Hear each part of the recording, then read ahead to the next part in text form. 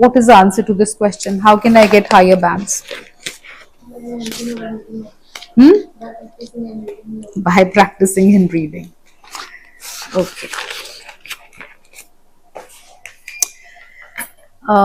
See, IELTS reading is a lot about practice, vocabulary, understanding. Because when our understanding skills are not good, what happens? We're not able to understand passages in one go. We have to read them again and again. When we read them again and again, it requires more time. So in IELTS reading, what do we get? We have 3 passages total. Time given to us is 60 minutes, and in 60 minutes I have to read these passages, find the answers of 40 questions, and most important, I have to write these answers on my answer sheet also within 60 minutes. Now things are in front of you. That in 60 minutes you have to read 3 lengthy passages, find the answers, and within 60 minutes you have to write them on your answer sheet. If you divide 60 by 40, you will get one thing that's very clear, that you just have 1.5 minutes per question. How can I manage time when I know that I have 1.5 minutes per question? What should I do? In my reading test, I should tell myself, if I'm spending more time on a question, I'm wasting this time. I'm using time of other questions. So if you get stuck to a particular question, what can be done? Leave that. Go to next. Because in IELTS reading, one more thing is there. If you get more and more answers, what happens? You start understanding the text, passage. When you start understanding the passage with the help of more and more answers, the questions which earlier were difficult for you, they become easy. So what is better? Instead of wasting time on one difficult question, it's better to go to next questions. And this is very important part of time management. Second thing I've seen is most of the students, they attempt just 2 passages in 60 minutes. Now 2 passages mean I'm not going to attempt more than 26 or 27 questions. It's in front of you on the board. Not going to attempt more than 26 or 27. And if I'm attempting only 26 or 27 questions only, not necessarily I will get 23 correct, because 23 correct will give me 6 bands. So it means I should always come to my last passage. I should always attempt it. Understanding it. This is not something good that I spend a lot of time on every question and I'm able to complete just 2 passages in 60 minutes. That is not a good idea. 2 passages mean not going to attempt more than 26 or 27, whereas I need 23 correct to get 6 bands. Now third is, IELTS will give you 20 minutes per passage. It's your choice because you will get all these passages together. First passage is the easiest, second is moderate, third is the toughest. Always start with passage 1. Why? Because when you start things with easier level, things you are able to understand them. And you feel, yes, this is something I can do. This feeling of self-motivation gives you a push that you can go ahead. Don't start with last passage. That's the most difficult. When you're not able to get answers, what will happen? You will start feeling demotivated. And when you feel demotivated, your efficiency is automatically affected. If your listening doesn't go well, many test takers say, I was not able to concentrate in reading as well. So what you can do, start with passage 1. Instead of spending 20 minutes, give yourself 15 minutes only. And this is possible because your mind works on conditioning. When you condition your mind that for this task, I'm going to give you 15 minutes only initially, day 1, your mind will resist. Day 2, mind will resist. But every day when you will tell your mind, no, this is what I'm going to do, mind will start listening to you. And this is how many test takers manage their time. So far, I didn't tell you anything about reading. I just have told you about time management because you all said time is the biggest constraint for us in reading. So is it clear? What is the next thing in reading that can help us in improving? Because many students, they come to us, they're not able to get good bands in reading. They've taken this test again and again. Or many of them, they come for IELTS, then they shift to PT because they think that PT is easier. The second thing that is important in IELTS reading is practice. Practice and test are different things. Practice means you were trying to understand. Test means you were checking your potential, how much you learned. When we have done enough practice of driving, then we select a day that I'll go for driving test. Then in IELTS, why is it that directly when I come here, I test myself? It is my first day in class. I test myself in reading. I get out of 40, 10 correct answers. I go out with the feeling, IELTS reading is very difficult. I can't do it.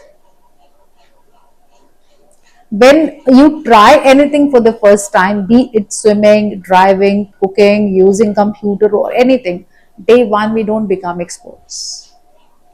Day one we just learn or understand the basics.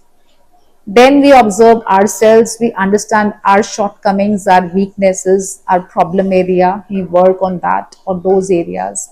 Slowly and gradually we start improving.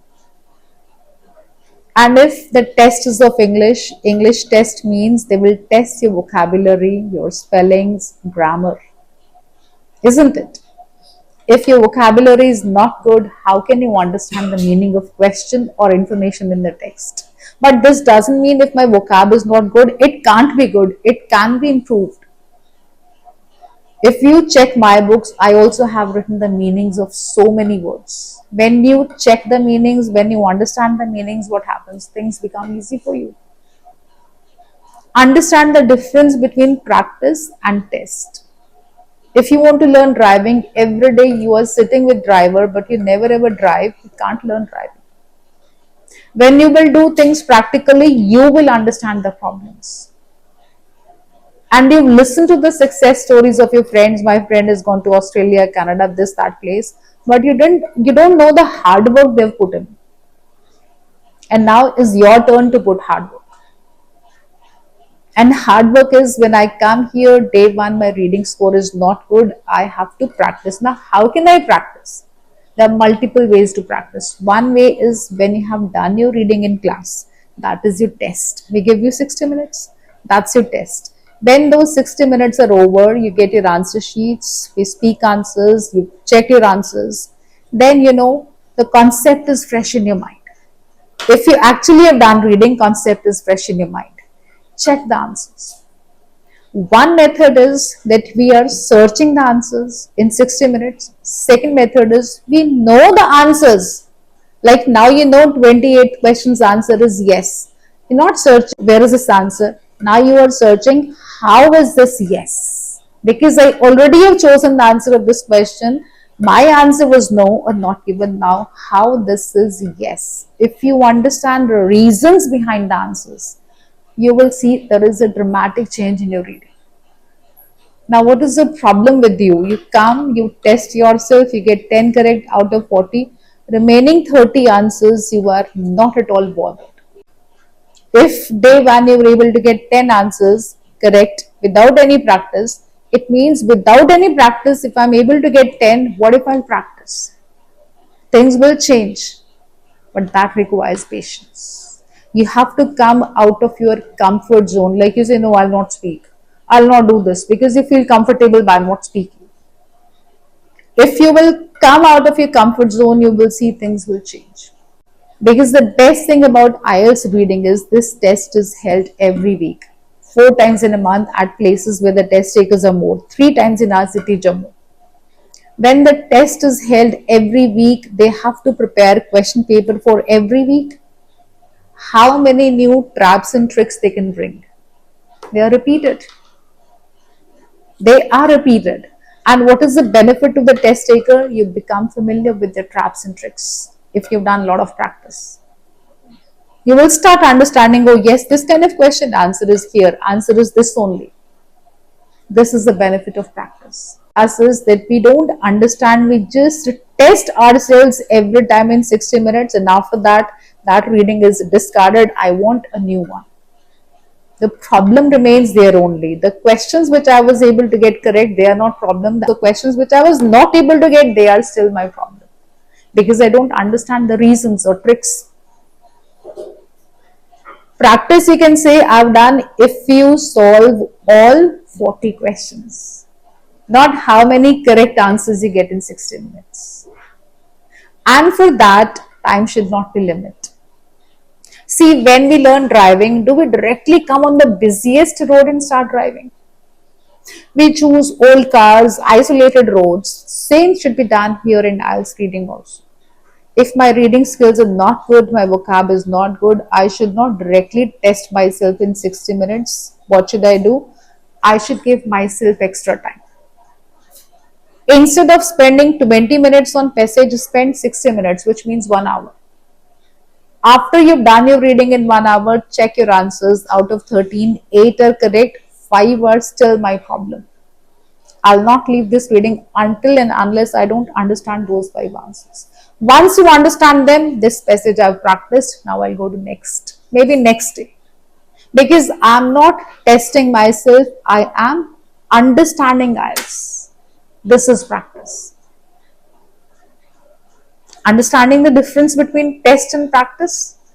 And we all know practice makes us perfect. So IELTS is a lot about practice. Practice, manage your time, don't compare yourself with others.